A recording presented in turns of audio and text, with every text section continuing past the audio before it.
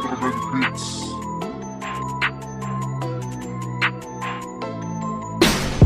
Sige, subukan mong imulat ang iyong mga mata upang katotohanan na iyon ang madama. Kung sigurado kang buot, ito'y walang kaba. Halika na pakinggan mo aming mga tula. Sige, subukan mong imulat ang iyong mga mata upang katotohanan na iyon ang madama.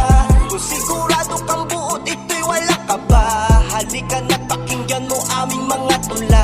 Huwag na magbulag-bulagan, imulat ang iyong mata para malaman kung ano ng katotohanan. Halika, makinig sa aming musika. Halika, isang lagapak sa batok para matauhan. Ganyan ang ginagawa sa mga taong nagbubulag-bulagan. Patay mali siya kung tawagin pero sa pulang bala. Sa dami ko nang naihain ay sumusunog na ng baraha. Kaya hinasaan sarili para di mapag-iwanan. Ganyan ako gumuhit ng salitang inyong napapakinggan. Kaya diretso lang sa biyahe at wala na tong atrasan. Pakinggan mo na lang yung aking bibitawan na mga salita na matalas na handang kumitil. Kaya inaral ko yung kataga. Kahit na ibagsak mo sa baba ay kaya pang umahon. Kasi naglulutangan ng mga letra kong pinakawalan.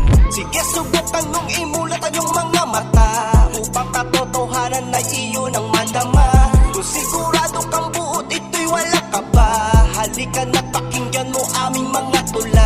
Sige, subukan mong imulat ang iyong mga mata upang katotohanan na iyon ang madama. Kung sigurado kang buot, ito'y walang kaba. Halika na pakinggan mo aming mga tula. Hindi lang basta bara ang binibitawan. Meron din tong aral at merong kapupulutan. Kaya imulat ang mata para inyong malaman kung ano na ang kalagayan. Pare, narinig mo, wag na magtanga-tangahan.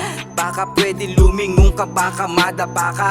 Hindi ako siglak pero isang baraka lang. Walang puot, walang kaba pag ako na ang humakbang. Sa mga salita kong binitawan at pinakawalan. Nagmistula ko sandatasan man ako lumapag. Pakikisama ay hindi dapat nakalimutan. Nagbubulag-bulagan ay andyan lang sa larangan. Kaya imulat ang mata para inyong malaman. Sa mga gantong paraan ko na lang to dinaan. Kahit nakalimutan ay tumingin lang sa inyong harapan. Makikita yung mga letra kong pinakawalan. Sige, subukan mong imulat ang iyong mga mata upang katotohanan